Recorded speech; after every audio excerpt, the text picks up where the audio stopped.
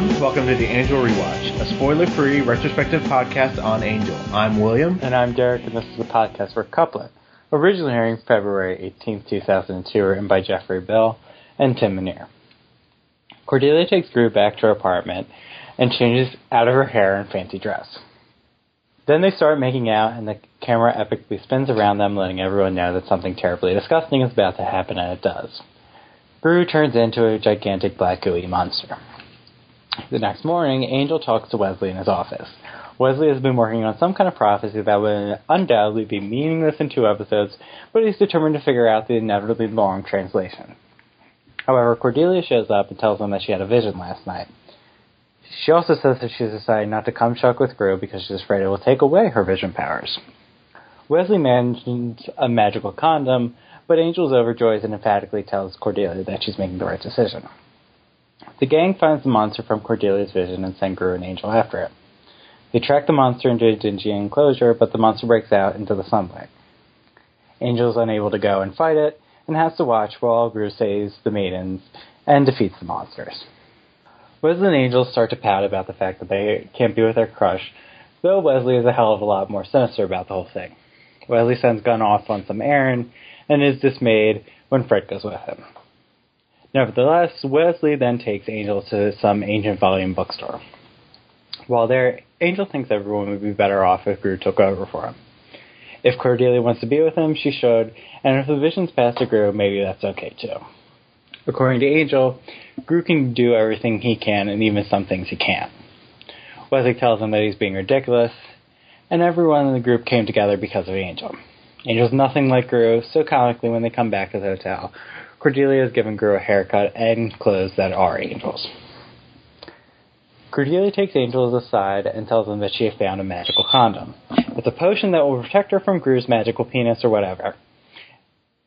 It's just at a demon brothel, so for some reason Angel has to go with Gru to make sure he isn't tempted. Angel reluctantly agrees to go get the potion. While Gru and Angel are purchasing their magical condom, they get a call from Fred and Gunn. They've been captured by an evil magical flesh tree that has an internet connection to suck out the life force of lonely people. Even killing this thing is the most Angel mission ever. Fred and Gunn want Gru to take care of it. Angel and Gru go to take it on, and Gru rushes dramatically inside and is immediately incapacitated. Angel acts offended that the monster tried to take Gru's life force besides his own, and insults Gru and punches him in the face. The monster then switches to Angel, and Angel, being dead, immediately wakens him. It allows Gunn to stab the monster in the face, killing it, even though Gunn told us mere moments ago that you couldn't just stab the monster and kill it. Everyone goes back to the Hyperion, and Cordelia can't wait to use her potion to come shut like crazy, but Angel calls her over it. He gives her a huge chunk of cash and tells her to go on vacation with Gru, because she deserves it. Angel then goes up the stairs to see Connor, a.k.a. the baby whose money he just stole, because he didn't want to be around Cordelia and her new boyfriend. However, Angel smiles, looking down at his son, then realizes he's not alone. Downstairs, Wesley tries to be a decent human being while still being petty as crap. He tells Gunn he better protect Fred, but she also made her decision and he respects that. That he did Mrs. Gunn with a wave of his hand. Angel then comes downstairs with Connor to find Wesley still working on the prophecy. Wesley looks concerned, but Wesley is too absorbed with Connor to really notice. As Wesley looks at Connor and Angel, the camera pulls out to reveal the translated prophecy, and it says the father will kill the son. And that's the end of the episode. So what prophecy number is this? Okay, correct me if I'm wrong, but isn't this an offshoot of the Nicaean prophecy? Well, no, they lost the Nicaean scrolls, right? Honestly, I just started talking about prophecies. I zoned out for about 5 minutes. I just didn't care. I think this is a new thing because he does mention the Nicaean prophecy when he's talking about this new prophecy. This is only 3 prophecies. Okay, total. It's only 3? But the Nicaean had about 4 different translations. And the Shanshu had 2. And this one has 1 so far, so obviously we'll have a second one at some point down the line. It's still a nice dun-dun-dun ending. Sure. But if you don't take in the history of prophecies into account, then yes, this is a dramatic ending. I also thought that the opening was pretty effective whenever they panned out and Cordelia saw Gru as the demon. Mm-hmm. I thought that also worked pretty well, although I wasn't a fan of them catching up. I just found it funny that Cordelia hair changed when she went into her room and she came out. That it was noticeably lighter and a completely different length. Well, maybe that's part of her new demon powers or something. Well, her hair's been Changing changing in between scenes the entire season, so. And I'm sure when she comes back from her vacation, she'll have a new hairstyle. Right. So we get the Grusalog back. Mm-hmm. Which I liked him in this episode. I was about 50-50. Well, you can talk about your problems, because I didn't have any with him in particular. I will have problems, but Grusalog was not among them. Right. I guess it's nothing that... Because he's true to his character. Mm-hmm. He is that romance novel guy. Yeah, and it's not ironic at all. Right. And it's not like he's an idiot. He's just very genuine and kind of pure. Right. I just found some of, like, especially that the opening with Cordelia and him is just so saccharine sweet. They have the music playing. And the sweeping camera. Yeah, and my heart left when you did. Like, I thought the line... not necessarily cringe-worthy, but I just definitely rolled my eyes. And then they had the demon fake-out thing, so I was like, oh, okay, good. Good. He's a scary black goo monster. Well, yeah, he's not a goo monster. Or, yeah, he's a goo monster. I thought that moment actually... Or, it was a nice chilling effect and contrasted nicely with how cheesy... felt like the romance was, and the episode has another really cheesy line later, but it doesn't involve Gru, so whatever. Is it Fred and Gunn? Yeah, it's Fred and Gunn. Okay. Which, again, I find both of those couples actually pretty cute. Because the only thing that soured me on the Cordelia and Gru relationship is the end of the Pylea arc where she said she was in love with him, which was not earned. But here it's just back to they're mutually attracted to each other and she really, really wants to have sex with him.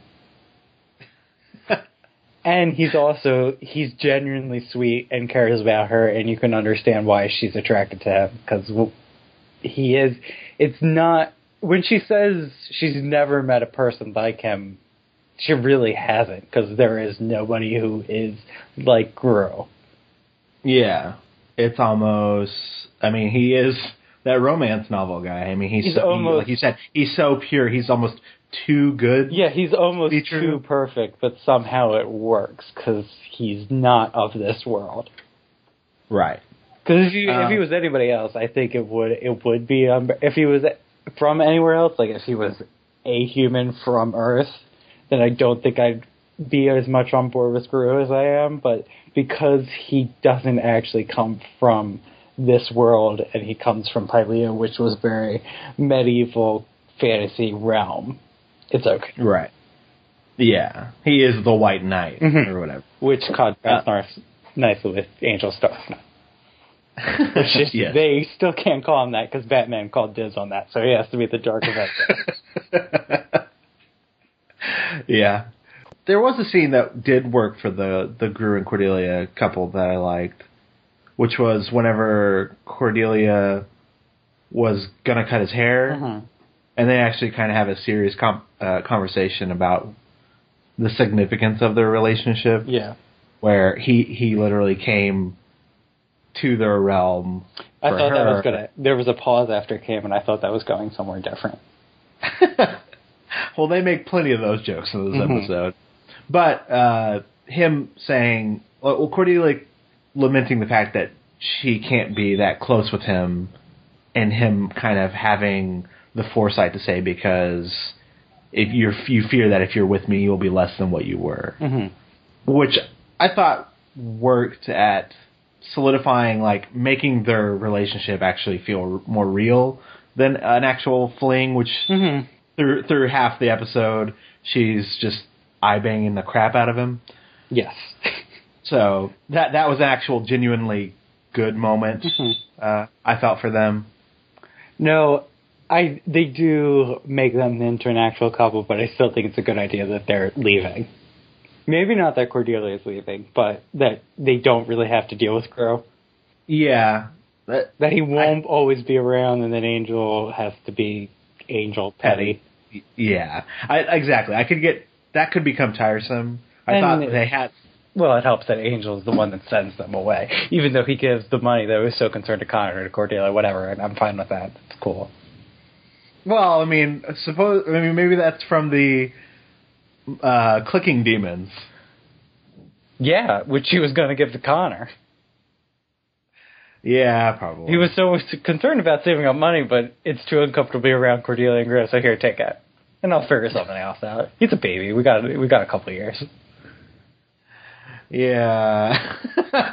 I don't know. Whatever. I thought that was a nice moment for Angel, but I couldn't ignore that it was such a big deal the last episode, not 2 episodes ago, that he needed money, and money was not the most important thing, but it was still important, and now he just hands it off to Cordelia because he's uncomfortable. Because it is selfless, but it's not completely selfish. Yeah, he still has some self-interest in that moment. Yeah. I mean, he needs time to get over himself. And he does a much better job getting over himself than Wesley does. That is also true. And it's helped by Connor. Because Angel goes through the typical Angel stages of coping, where he's isolation, then self-pity, then self-sacrificing, and then he comes up with something that's a little bit different. And he goes back to isolation, but his isolation's now with Connor, and he's okay. Right, and I'm glad they had that, because it has been a while since, I mean, Connor's kind of always in the background, and they may mention some side comment, but, like, Angel as a father, like, sometimes that gets lost along the way. Because I think they're using Connor the perfect amount, because anything more I feel would be overbearing. If it was always like an episode like Dad where he is, or Provider where he's like so focused on Connor, then Connor just takes up everything and everything else gets lost. Right. But it's nice we have Lauren as a babysitter, and then Angel just is still his dad. Right. And I think it's a nice way for Angel to be true to himself, but that there has to be a significant change with the character now that he's a father. Yeah, they've been doing that. Yeah, so it was a nice way to come back to that, and for Angel to literally get over himself and put his priorities back in order. Mm-hmm. But, so how did you feel about the more, like, comedic aspects of Angel I hated being petty? I hated the music cues that were throughout this episode. The goofy music when Cordelia is talking about the vision and wanting to have sex with Gru, and then it happens later, and it just, no. It's so... Because this episode drags in a really big way. Yeah. Where nothing really happens. And I don't even know how necessary an episode it is. It's interesting that it does feel a little slower, even though they have 2 demons they have to kill to try. It feels like there's no demons. Right. Like, they literally had to inject more action just to help it move along. Or it's interesting. I mean, they have the demon vision from the beginning. Mm-hmm. They visit that demon brothel, and they have the tree monster thing at the end, which is a horrible scene. So they have. It's not like they're not doing anything. It just feels like it does drag on because it's not interesting. It's about the thing this episode is about is Wesley and Angel pouting about their love life. Yeah. Which I find the Angel thing interesting. The Wesley thing I find interesting. I still hate him. But I'm just over Wesley pouting about Fred, because I don't understand why. Well, by the end of the episode, I was kind of over the both of them. Well, yeah, I'm pretty much over both of them. Yeah. I mean, I'm over the love triangle, because I don't think it's an equal love triangle, as I said before. There's a clear winner and a clear loser, and there's nothing to be really upset about. Right. I mean, I do like how both Wes and Angel's stories kind of mirrored each other. Mm-hmm. And that Angel handles his... Angel shows more growth than Wesley does. Right. Okay, but you were talking about Angel being petty before we went on this tangent. Yeah. Well, basically the comedy. Yeah. Like, there's plenty of moments that... I like his... when he's upset that Gru is wearing his clothes. Yeah, I like that. I don't mind the visual gag of Gru having the broadsword and Angel having the short little axe. I did get tired of... And then some things don't. Yeah. And they're trying really hard. Mm-hmm. Because they sense that they need to jazz something up. But they use the same jokes multiple times to see if they work. Like, they try to get a lot of mileage out of the... Does he look shorter than you? He's just so bulky. Like, some of it is kind of hit and miss. I don't know if I actually really, laughed out loud. I might have... The only thing I laughed out was Angel, your coat is singing. Yeah, that one's pretty good. I thought that was a nice Gru moment. The brothel was okay. I thought... Well, Angel wanting to make sure that they know they aren't together. Yeah, it felt like a very Angel response. But I think the comedy that works there is probably from Gru's side. Well, yeah, it works that Angel... It's the one rare moment where Angel is more socially perceptive than someone else. Right. And that's why it works. Because Gru is so surface level, naive. It doesn't make any sense to me why Cordelia has to send Angel with Gru to the demon brothel. Because I understand that what her reasoning, I understood what she said, I perceived it, but there's no way that Gru was going to be tempted by anybody else. No, you're right. And I don't know why Cordelia thought he would be. It's for the TV reason. It's for the TV reasons that Fred and Gunn, for some reason, want Gru to kill the flesh tree and not Angel, which I could not think of a more Angel kill than that tree. I think they asked for both. Guy who doesn't have a functioning heart. I think they asked for both of their help. They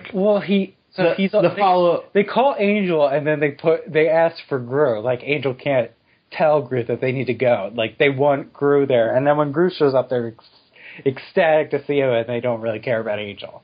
Yeah, I guess it's true, because after Gru gets taken down, they're like, now or what are we going to do? They want Gru there, which I think this is the worst thing that Gru could do. Because there's nobody that has a bleeding heart more than Gru, and the tree is going to immediately latch on to him. Right. I still don't understand how Gunn stabs it and kills him. I guess because he's weakened at that point. But don't they say that you can't stab it at just period? I don't know.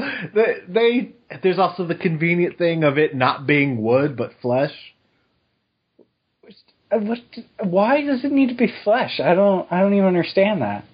Well, if it's wood, it stabs into Angel's heart and he dies. Oh, that's it. Oh, I forgot. Okay. Now you've explained it to me. Okay. Yeah. Yeah. Because I thought that was a weird line that they had to point out that it's flesh, not wood. And then, okay, yeah. I wasn't even thinking of that. Vampire. Yeah, but those creepy teeth. Mushmouth demon. Oh, God. Yeah. I hated that tree. And I don't even really like Angel punching Gru in the face because it's so obviously a trick. And if it's not a trick, it's just terrible writing. No, but it's Angel getting to vent a little bit. Yeah, but I feel at that point, he's already kind of come to terms with Gru. Once he has the speech with Wesley, he really that's where he starts. He really is already at the place where he's going to give Cordelia the money to leave. Yeah, well, I mean, I never seemed like he necessarily has a problem with Gru. Like, I like the moment when they're tracking the first demon down in the sewers, and Gru's kind of opening up to him, and then Angel is, I guess, reluctantly helping. Yeah, I don't. It's more the situation. That's probably why I don't like it, because it's more the situation that Angel's angry at than being personally angry at Gru, which is the difference between him and Wesley. Right. Where Wesley actually seems to be upset at the people, not the situation. I mean, I don't know if that's true. Well, they both... Him going behind the pillar and just wondering, well, what if Gunn wasn't here? Yeah, well, that moment was pretty creepy. Mm-hmm. We can transition into Wesley, because I don't have a terrible much amount to say about it, because we already talked. I just don't want to sound like we're on record, but nothing has really changed for me. Right. The thing that bothers me a lot about this episode is they're definitely trying to say that there's a darkness in Wesley. But I think they're also trying to say that this situation, we should feel sorry for him. That it's somehow a surprise that they're not together. That he's not responding in the right way, but he has a right to be upset somehow. Yeah, I did find that weird too. Like they have the first scene at the diner with Fred and Gunn. Mm-hmm. Where Gunn's surprised that she's not with Wesley. Right. I don't understand how Gunn could feel that way. Yeah, that line was really strange to me. And then when you compound that with Cordelia thinking that when Fred is talking about someone she's attracted to in the group, she automatically assumes it's Wesley. Yeah, but because on Rewatch, we had not seen Fred and Wesley really interact that much. Because they don't. Right. So it is strange to have all these different characters commenting on like that. Although I think on first watch, that's probably how I felt, though. Mm-hmm. Like, it might have been the fact of, like, binge watching it or putting my own personal views on Wes. But I didn't like Gunn and Fred because I didn't actually really like Gunn. But I never thought that she should be with Wesley. Yeah. Maybe I was probably just projecting, like, my own crap onto Wes by being, I guess, more relatable to Wes, but I don't know. I like how they mirror each other. I don't necessarily like having Wes react similarly to Angel, but still like a darker shade of it is interesting. Yeah, especially considering Angel's past. Right. I don't know what we're supposed to feel about Wes, though. I mean, obviously the show wants you to feel sorry for him. Like, even at the ending point with Gunn and Wes, like, if Gunn is taking pity on Wes, we're supposed to feel sorry for him. But we're also supposed to think that we're supposed to think that there's something going, like, he can snap. That there's a really dark edge to Wesley. Because the way he ends that scene is he just kind of wafts his hand out and, like, it looks very serious, like, now let me brood. Please, I need to sit in my brooding chair. Leave me. I need to discover this prophecy that's meaningless.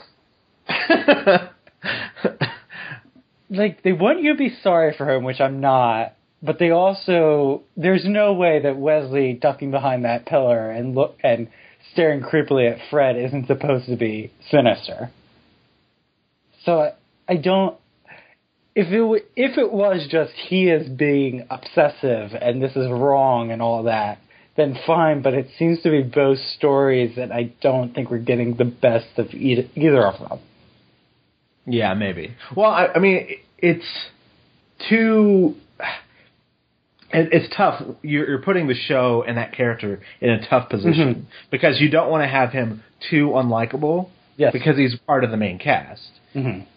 But if you want to tell a darker story and put an interesting turn on it, then I kind of get where they're going. No, and it's nice that's a good point.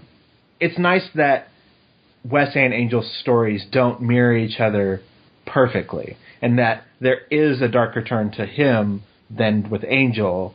And even though that they kind of go around the same area, there seems to be something more going on with Wes. So it is at least interesting for the character. I also think that they've done it before. The hypocrisy of Wesley they've done before, where he can be really condescending, but he's also a loser. So they've definitely done it before, and they've done it better than they do it here. Because I think if you're asking me who's a better character between Gunn and Wesley, it's Wesley hands down. If you're asking me who's a better person, it's Gunn hands down. Right. I think the mistake is just centering it around Fred and not ever giving us a scene where they seemed a viable option. Right. Like, you don't see what they would be like if they were together. Mm-hmm. And I think it does kind of play into what we've been talking about so far, about maybe he's more obsessed with the idea. Yeah, but they're not really underlining that on this show. That's what it comes across, but I don't think that's their intention. If everyone thinks that it's a surprise that they're not together, there must be something there for it to be a surprise. It can't. I don't think the intention that is he's in love with the idea of her. Okay. That's what it comes across, but I can't think that's what they thought, because then there's really no reason for this storyline at all, because they want you to think that he's in a sympathetic situation, but he's handling it badly. Where here he's handling it badly, and he has no right to be sad about it. Right. Which I am glad that they had. So the moment where Wes and Gunn are in the office together, and he says, "Hey, can I talk to you for a second?" Mm-hmm. Well, he calls him Charles to begin with. Yeah, that was very strange. Mm-hmm. Which is him trying to put on the boss pants. But I really love the fact that they have Gunn say, "It's none of your business." Mm-hmm. It's probably the most mature thing that happens in the episode. I'm really glad. Like, they could play up the triangle romances TV drama, but literally having Gunn say, "Hey, it's none of your business," was like such a perfect line for me. Because at that point, I was also like, "Yeah, Wes, it's none of your business." Yeah, but then Wesley recognizes that she made her decision, but then he's so self-righteous about it. Yeah, he's like falling on his own sword. Mm-hmm. And we're supposed to be sympathetic, but at the same time, I'm like, even the way you do that, even the way you're trying to be a good guy, is still a douche. Yeah, the way you're trying to be decent just makes me dislike you even more. And it's different. The only thing that bothers me with the Angel sending Cordelia away is that that's supposed to be Connor's money, and we made a big deal about that. Angel actually sending her away, the fact that he can't be around them, but he also thinks that Cordelia deserves this, which she does, that works better than the Wesley thing. I mean, it's shades different. It's a few degrees different. Yeah, but those degrees are pretty significant, since I don't like Wesley. Right, like, because the Angel paying Cordelia off because I can't deal with you right now can feel really insulting. But it's also the way that he tells her that there is no one more deserving of a vacation on this crew than Cordelia, because since she was 18 years old, her life has been hell. She lost all her money. She was poor. Then she got visions. They almost killed her, and now she's a part demon. Like, she needs a break. And Wesley gives her that break. Is she gonna, like, call them if she has a vision or something? Good question. I'm not sure. A Cordelia-less Angel, I'm not so sure about. Right. I mean, it's interesting because The real reason they're sending her away is because they don't want to deal with the Angel and Cordelia stuff. And have to put it back on the back burner again. But she just is in the background. Like, it is a smart decision because this is a natural resting point for her story after the visions. She can have a bit of a break now, and they bring her back when they need to. But the other thing is, she is the Vision Girl, and they're just sending the Vision Girl away. Right. I wonder if Wes will have, like... Well, I mean, before we've had Angel kind of overstep his bounds whenever... With Wes being the leader, I wonder if he'll say anything about, oh, I gave her some money so she could go on vacation. It's Cordelia. That's the one argument that Wesley never seems to be able to counteract. It's Cordelia. Yeah, you're right. But I do like the focus shifting towards Connor. I think that works well. All right, we can move on to feedback if you have nothing else. No, I think... Oh, well, one thing, because I will forget. The other really cheesy line is Gunn and Fred in the diner at the beginning, and she was like, yeah, I'm being ridiculous. Sometimes I forget that I was stuck in a cave for 5 years. And he says, yeah, I know how that is or whatever. And she's like, well, how could you? And he's like, because now everything's like so bright or whatever. Things are so bright, I can't see. I can't remember the exact line, but it was really cheesy. That scene is very cheesy. I like their scene in the car better.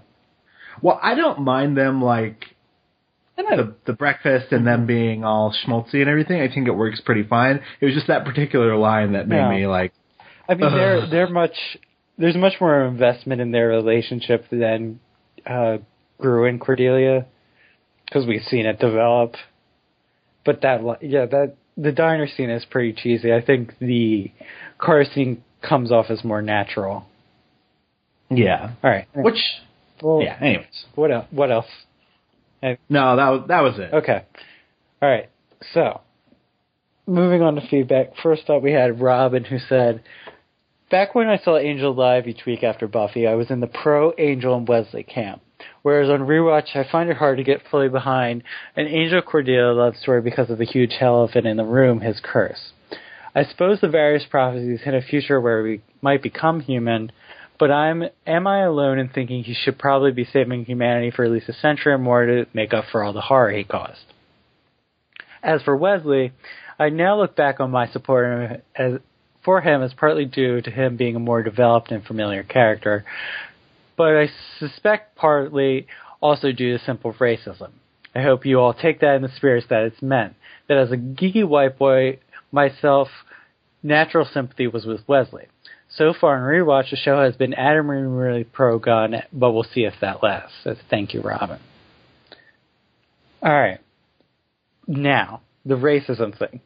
This is what really bothers me, that it's a surprise that she's with Gunn. Because why is it a surprise?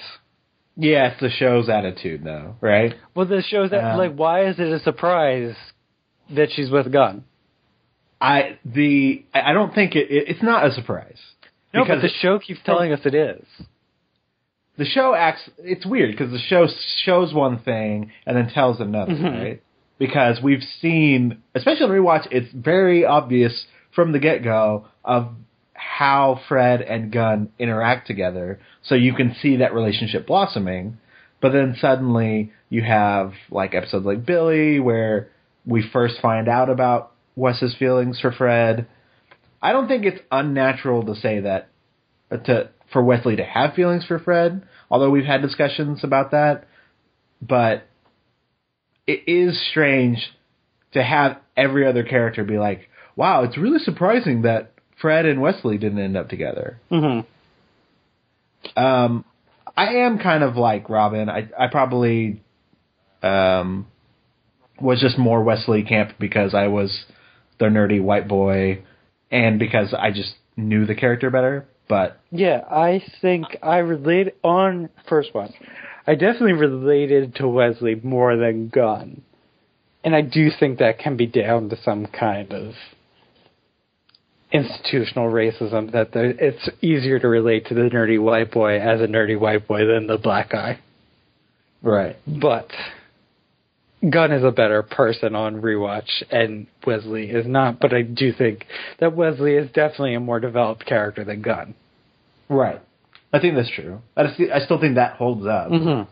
And I don't know, it sucks because part of the show, like, I've really liked Gunn a lot more on Rewatch. Mm-hmm. Maybe it's because I like picking up on a lot of more subtle things, but every time that they've had an episode where they've had to focus on Gunn, they've kind of dropped the ball. Yeah. Right.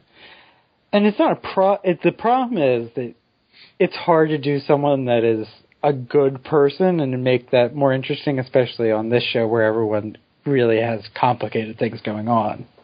Right. But you can still do it.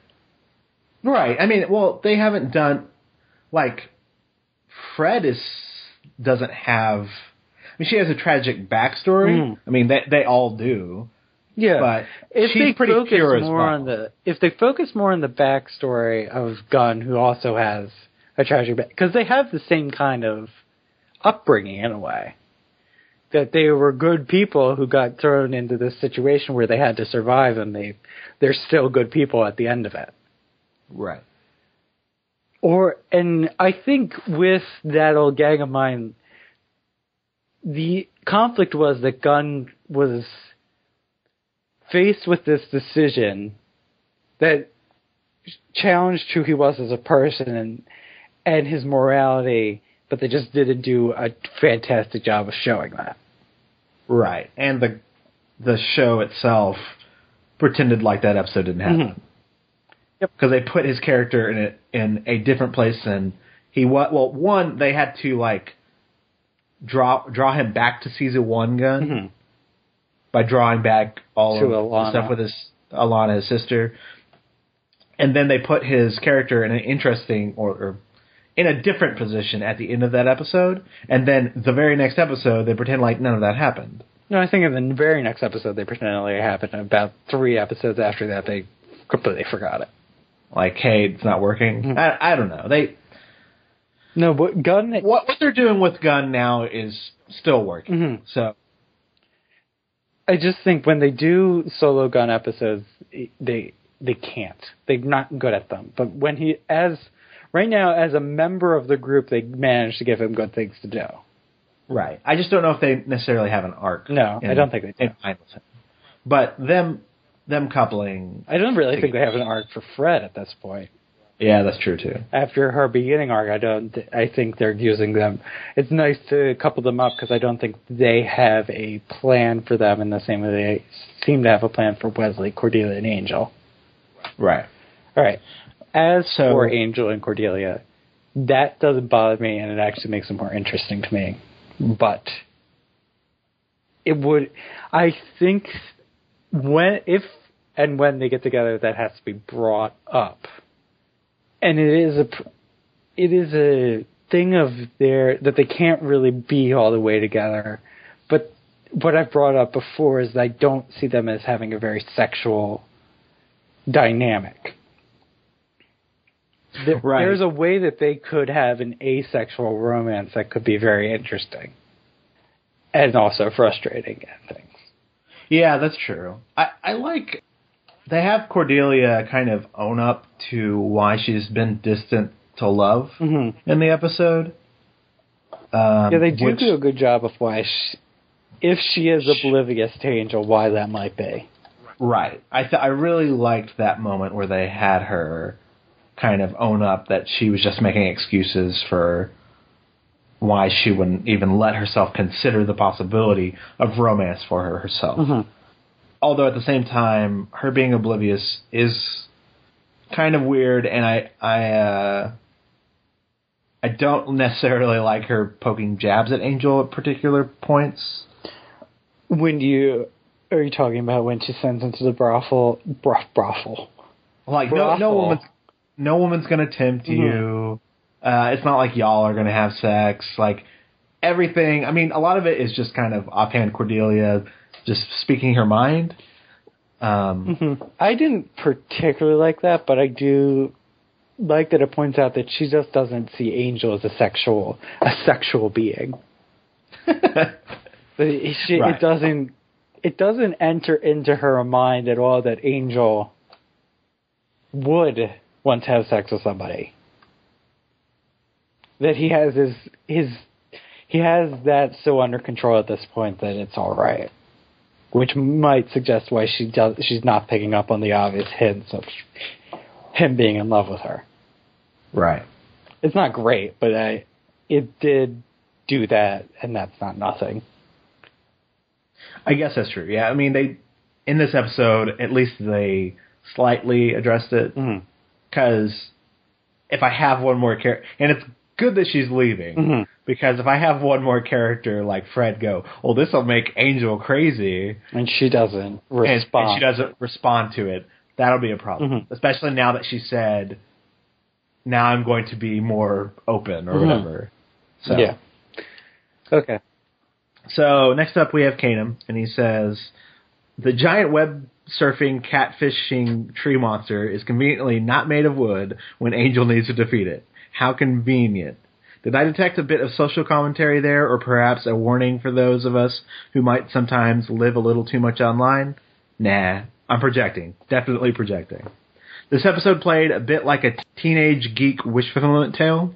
I was once a socially awkward young fellow who had a passionate crush on a beautiful, intelligent, funny gal, but of course, since I didn't feel inherently worthy of happiness or her, I gladly became the noble friend. I felt more comfortable as a martyr than the hero of my own story. Angel's story here makes me think that my experience may not have been unique. So man up, Angel. And wow, Wesley is full-on creepy now. Someone this close to tilt is undoubtedly about to make some iffy decisions. As funny as some of this is, there is actually a lovely sadness hanging here that nicely crosses into dread with the perfect cliffhanger moment. I didn't remember this being this good. So thank you, Kanem. It's weird because I feel like that the teenage geek wish fulfillment story they're giving to Wesley, and I'm not sure they really give it to Angel, or do they? They're kind of both. They're like the same coin, just different sides of it. Because it is true that Angel is a geek. No matter how he looks on his character, Angel is socially awkward and he's a dork. Yeah. And he's a geek about certain things. He doesn't get passionate about a lot of things, but the things that he gets passionate about, he really goes all in. Yeah, like when he was blabbering about the ballet last episode. These guys are tight. Tripping out. So them being both self-sacrificing and trying to be noble.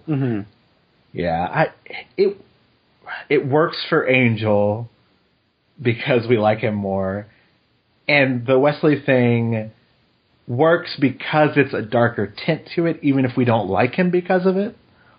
Like I don't know if it works. The reason it doesn't work for me is because I have no investment in his feelings for Fred. I don't know why they're there, and I don't know why I'm supposed to care, as opposed to Angel and Cordelia, where they've done a very good job of telling us why they have feelings for, or why he has feelings for her, and showing it. Where they're just, I hate when people say, show, don't tell. I hate it. But they have told and not shown anything when it comes to Wesley. Right.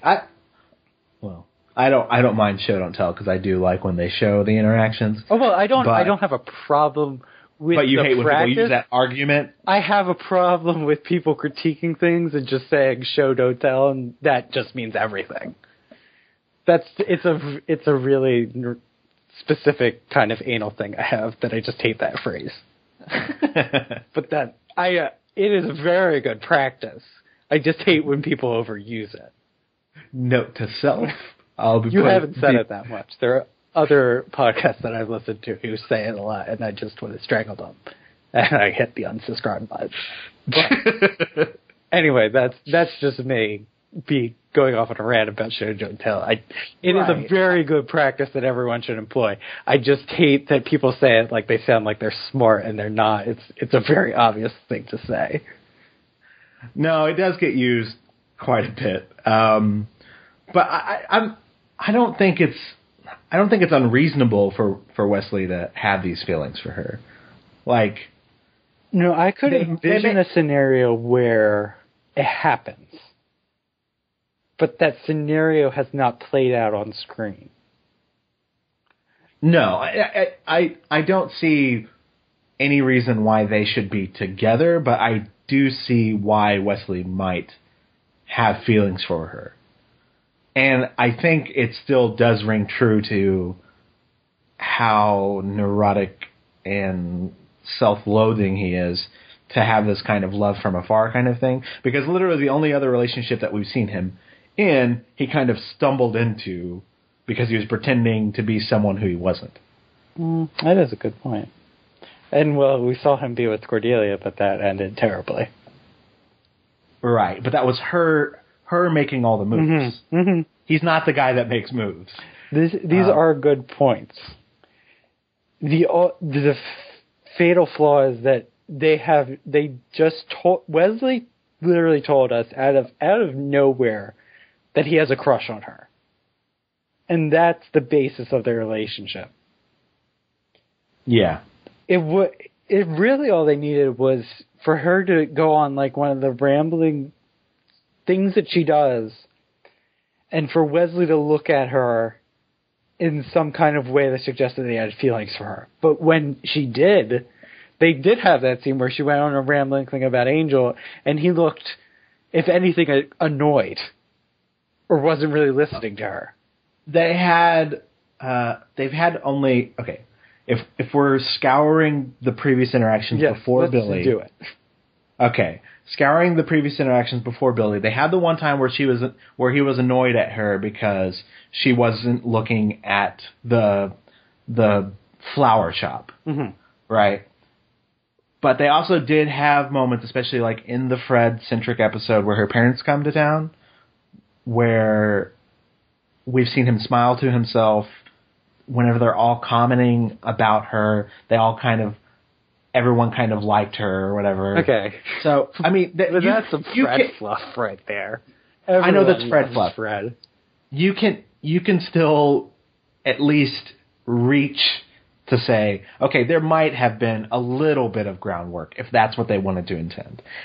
It's far-reaching. It's not as good as the interactions we've seen with Fred and Gunn. Yes.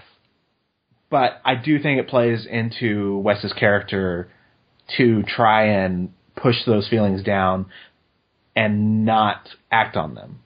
No. He is kind of like a whipped dog. Yes. There's nothing wrong with the idea of the story. It's just that, well, besides the fact that it's a love triangle, and you should really just try to avoid this, but just in my opinion. But the idea of the story is fine. It's just the execution has been really mediocre. Right.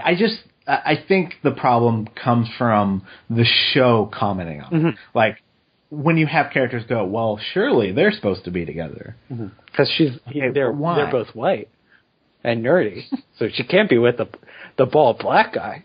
Scandalous. Gunn is so pretty. Exactly. So I don't know why it's surprised that she's with him. Well, they haven't had... Okay, the thing is, they haven't had anyone react to Gunn and Fred getting together besides Wes. Because Angel's oblivious, Cordelia's oblivious. Gunn is surprised that he's with her and not... pronoun game. Gunn is surprised that Fred is with him and not with Wesley. And that doesn't make any sense to me. Right. That lie, I'm not arguing that point. Okay. But we also have not seen other characters besides Wes react to them being together. I think we did when Cordelia immediately assumed it was Wesley. No, well, I'm saying we haven't, since Gunn and Fred just got together, we haven't seen, well, Cordelia's gone now, but we haven't seen Angel react to the two of them getting together. Yeah. So. Well, did Angel know by the end of this episode? No. Because even when he's commenting about his own situation, and Wes knows about his feelings for Cordelia, he doesn't actually see what Wes is going through. Mm-hmm. Okay, yeah, all right. Well, I thought he knew because they call him and not Wesley, and they're together. No. I just don't think there's going to be much of a reaction from Angel. Well, probably not, fine. Which I would like. But I just don't think he's going... it's pretty in character for Angel that he's not going to react. Right. Well, I don't think... Whenever the call happens, he is surprised, like, why don't you just call Wes? Mm-hmm. So I still think he is kind of oblivious to that situation. Yeah. Which, does Fred know? Fred doesn't know that Wes has feelings for her, right? No. She has no idea. But they don't talk at all. But they don't want to air out, like, they don't want to call Wes. That's an interesting... Gunn makes the call. Right, but they both don't want to call... I guess Fred doesn't want to call Wes because they kind of screwed up on the job because they were canoodling or whatever. They don't want to call the boss because they screwed up because they were making out. Okay. Anything else in Kanum's comment? No. Okay. Even though we really didn't talk about Kanum's comment. We kind of went on our own tangent about it. But anyway, moving on. Well, okay, we can mention. Like, no, we did. I mean, its comment was about Wesley and Angel. Right. Anyway, moving on to Joseph, who said, overall, this episode had a lot of good parts, but just didn't wow me overall. I'm just not that invested in the romances, and at this point, I don't care about Wesley's first translation of any prophecy, and I don't see why anybody else would. I like the title. A couplet is a pair of rhyming lines, and Angel and Wes's stories echo each other in a rhyming sort of way, similar but not identical. I don't find myself on Team Gunn or Team Wes. It's sad that Wesley is so lonely and self-loathing, but this isn't really a story about anyone who, quote-unquote, deserves to be together. It's just a story about people. Also, the evolving relationship between Wes and Gunn is actually more interesting than Gunn and Fred or Cordelia and Angel. Wes was a patronizing douche, sure, but their last scene together was solid and true to both their characters. I'm not sure what to make of the first act. Angel was playing his emotional reaction so broadly that while it was funny, I can't see how Cordelia wouldn't notice. She can't be pretending not to notice. If she were, her comments would be unbelievably cruel. It seems like she's convinced that Angel is committed not to have a romance with anyone. The episode did one nice fake out where Gru said, "There's something holding you back, princess." I assumed Cordy was going to realize that she loved Angel, or at least that she didn't love Gru, but this show swerved nicely. So thank you, Joseph. They had a couple of moments like that in the episode where you think that someone's either like the end of the episode, Angel he stops Cordelia. Yeah, that he's going to confess now. Right. But he hands her the money to go leave. Right. So they had some nice little fake outs. And they have Wesley sending Gunn away, thinking that he's going to separate the two of them, but then Fred just goes anyway. God, Wes is such a douche in this episode. What? This episode. But, this series. Which is so interesting, like Joseph says, that they're so similar. Mm-hmm. Like the way they handle their triangles is very similar. But somehow Angel just comes off as so much better. Yeah, right. He's not actually he's still being petty. Yes, he's still really doing the same things that should be upset. I think it's just that he doesn't... If Wesley didn't separate them and do that thing with the pillar, then okay. It really does seem that Wesley is more angry at Gunn and just the people than... Angel's just more frustrated with the situation.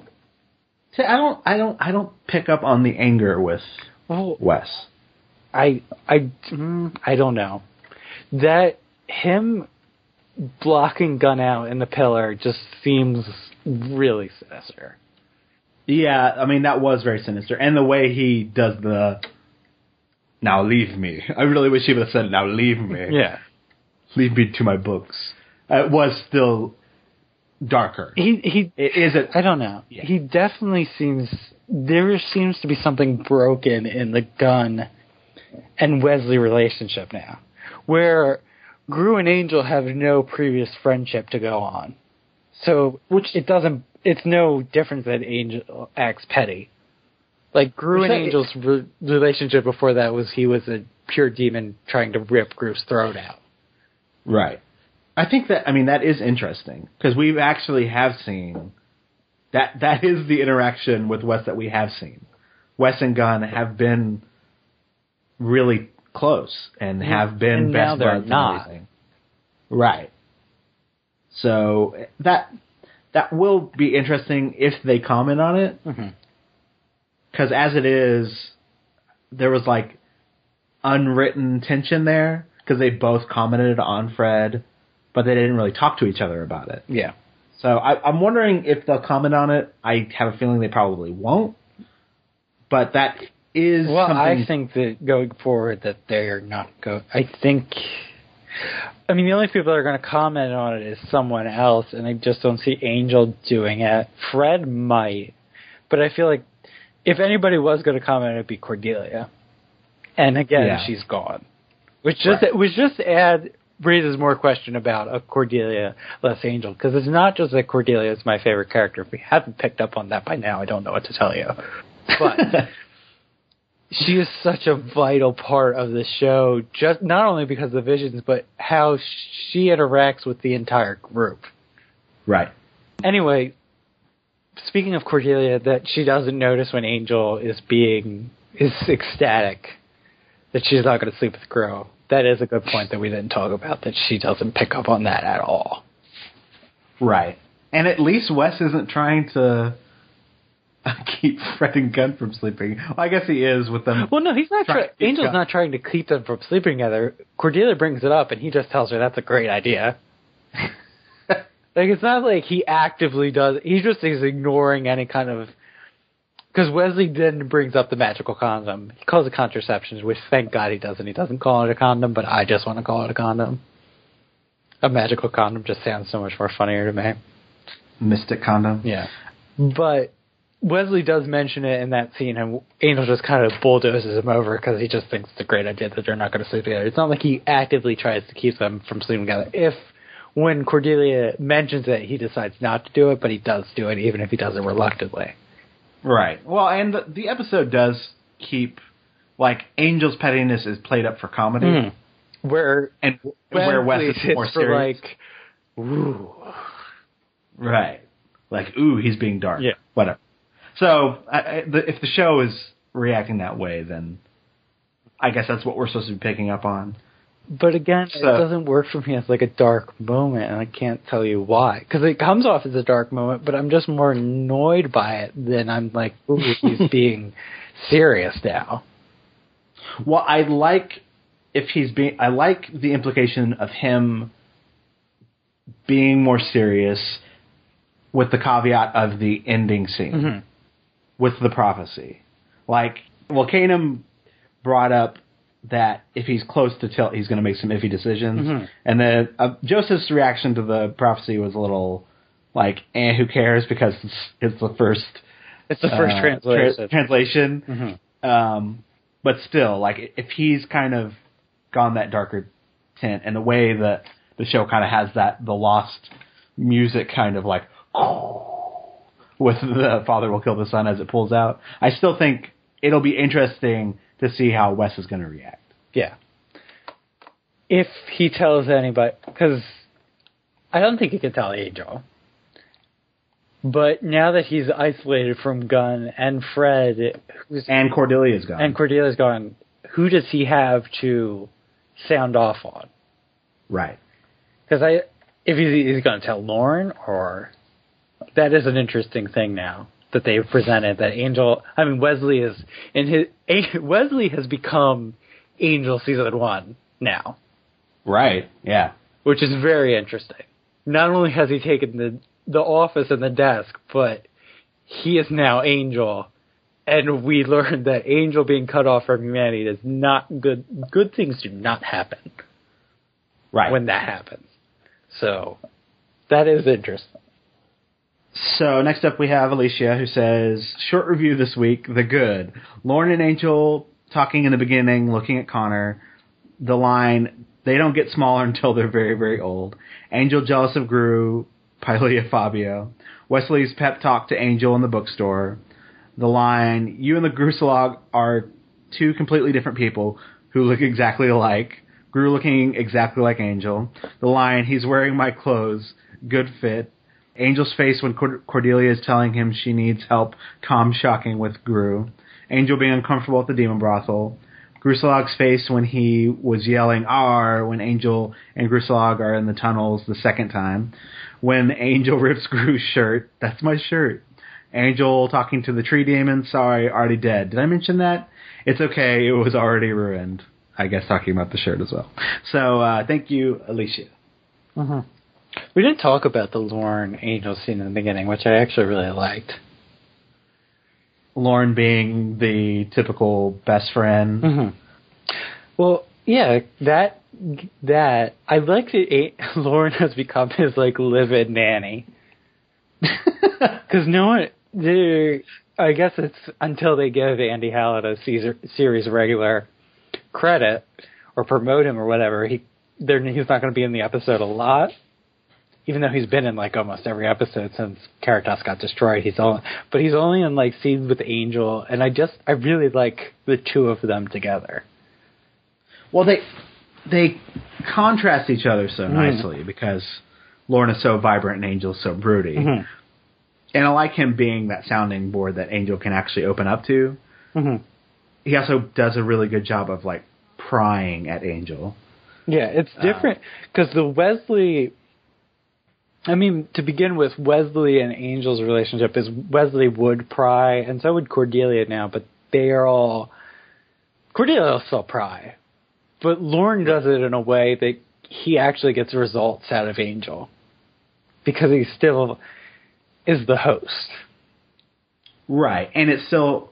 Cordelia just bugs Angel till he tells her what she wants to know. Where right. Lauren actually knows how to appeal to Angel, that he doesn't really need to pry. Angel will just come out and say it. Right, and even as a show standpoint, like they don't have to, but they can so easily use the supernatural element. Mm-hmm. Because it's like every time he speaks. Well, they've done that a couple times, right. Where Angel denies what's going on, and then Lauren tells him that, "Don't lie to me. I know exactly what you're feeling." And then Angel has no choice but to tell the truth and actually talk about his feelings. Right, and that's so effective, because as a viewer, like, anytime he says that, you're like, yeah. Mm-hmm. You just immediately go with it. Mm-hmm. So, yeah, I like...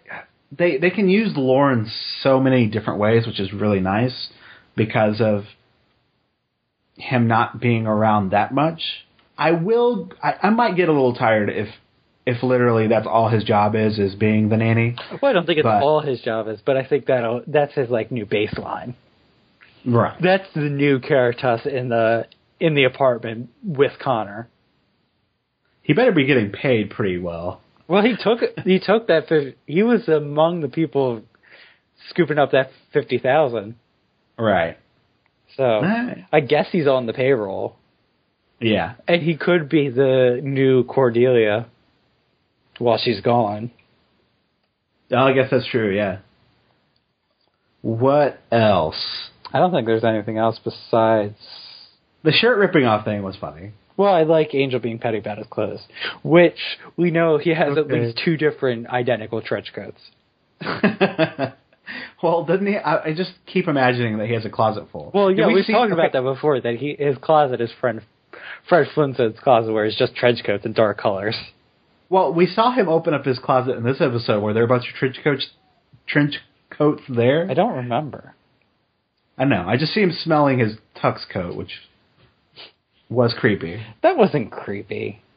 It can be creepy. Yeah. Vampire senses. Oh, yeah. I mean, it's creepy, but it's also kind of sad. Yeah.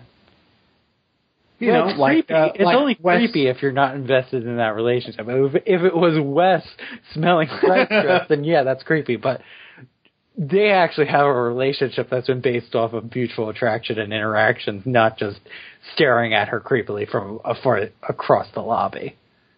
So what you're telling me is if Angel did the pillar thing, you have no problem. No, I'd have a problem with that, because that's eliminating somebody. But he doesn't do the pillar thing. He just looks at all of them together sad. Interesting. Because I still think it's... So, here's the thing. Wesley's first response is to eliminate the competition. Angel's first response is to remove himself from the competition. Okay, I guess that is true. And it's not like he ever thinks of taking care of Gru. That never crosses his mind, even for like a second. It's always like, I'm going to remove myself because I can't deal with this, as opposed to Wesley, who tries to remove Gunn. Right, but he doesn't have a way that he can literally go, here, Fred, take some money and go with Gunn and leave. Mm-hmm. I don't think he would, though. I mean, probably not, but... Reasonably, he has as much amount of money saved as Angel does. Right, but also, if he had done that, like, it's interesting as an audience member what my reaction to that would be. Because if he did that to Fred, I'd be like, screw you, Wesley. That's stupid and screwed up, and how do you have the right? But somehow Angel's able to play it off. Wait, effortless. This is interesting to me. I don't think there's anything wrong with him sending her on a vacation.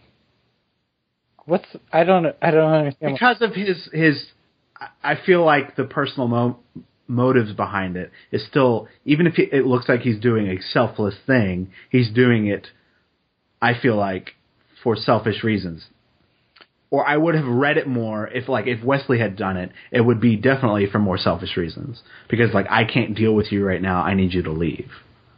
Now, the way the lines go, like, Angel is very sweet in that moment. Well, Angel is also projecting what he would like to do with her. Right. Like, he wants to go, he talks about take Gru someplace where there's sun, because he'd like that. He has no idea what Gru would like. That's what he would like to do. Right. So it works that way, too. I don't know. I don't really have the only thing I have a problem with in that scene is that that's supposed to be Connor's money. Right. I don't actually have a problem. It is that he just can't deal with her and he wants her to be gone. But I think that is a mostly selfless act. There is a fraction of it that is selfish. Right. I just feel like if you swapped what Wes does and what Angel does in this episode, it's not that dissimilar. No. But even if you swap their actions, I still feel like you would still come to about the same conclusion, where you're still kind of wary about Wes and you're still accepting of Angel. I just think it is like degrees different, but all of those degrees matter. Okay. That's basically the point that I was trying to get to. Yes, but okay, I understand what you're saying. Just I don't know. I just don't think Wesley would ever send her on a vacation with Gunn. No, probably not. But if he did, I think it's the way that they respond is equally important as what they actually do in it. Like if Wesley had talked to Gru about you need to protect her, I don't think it would have come off as condescending and sort of threatening as when Wesley does it. Right. But, right, and that's how the TV, that's how the show is trying to project Wesley as well. Yeah. Although Gunn kind of shoots that down as him being overly protective, not necessarily threatening, but enough threat that he says it like, "What are you, her brother?" Mm-hmm. Like that line kind of diffuses it a little bit. Mm-hmm. But then him having the waft, "I'm sitting in my throne," looks very not intimidating, but dark. Yes. Anyways, because he's turning into Angel. Right. So, moving on to favorite moment of scores? So favorite moment, if we haven't talked about Wesley and Angel enough, my favorite moment is Wesley actually giving the pep up speech to Angel, which, again, is a nice hypocrisy of Wesley that he is so much an ass in this episode, but he is the only one in that moment who's able to reach Angel. And I like what he says to Angel, because the thing is that Angel's not the most noble or the best leader or the best fighter ever. It's just the reason that he's the hero of the show is that he's unique and what he stands for, and that's what they've all rallied behind. But he doesn't have, like, the purest qualities of a hero. He's just himself. And that's why he's important. Yeah. I also went with the same moment. I think it's really great to have the show reaffirm the mission statement every once in a while. They do it several times throughout the series. And they even had it subtly with the provider episode at the end whenever he's talking about priorities and he says the mission. But like reaffirming the mission. What I like about the mission is that Angel's a believer in the mission. He's not like a prophet of the mission. He believes in the mission as much as the rest of them. And he only really believes in the mission when things become real serious. Because Angel's thing now is just, if nothing we do matters, then all that matters is what we do, just saving people to save people. And maybe there's a power that's watching over us. He definitely turns to the powers when he has some kind of moment of crisis. Right, but the helping the helpless, like just restating that, and it's always nice to hear, and it puts the focus back where it should be, because so much goes on, and you can get wrapped up in all of the different storylines and the triangles and the monsters of the week and everything else, but having a character state the mission statement just puts so much more of a focus on the outlook of the show and what's important. And I think it also just helped Angel, come back and get aligned again. Although it does do the very Whedon show thing of having he's one of a kind, and the guy comes back with three volumes. Right, exactly. Which is still great. Yeah, it's a nice undercut that doesn't completely undermine the emotions of that scene. Right. Because Wesley still is managing to pick Angel up, but I really like Angel's face when the guy comes back with 3 volumes. Yeah. All right. So score is, I gave this a 53 because I was really bored. Wow. Okay. And I just did not enjoy it.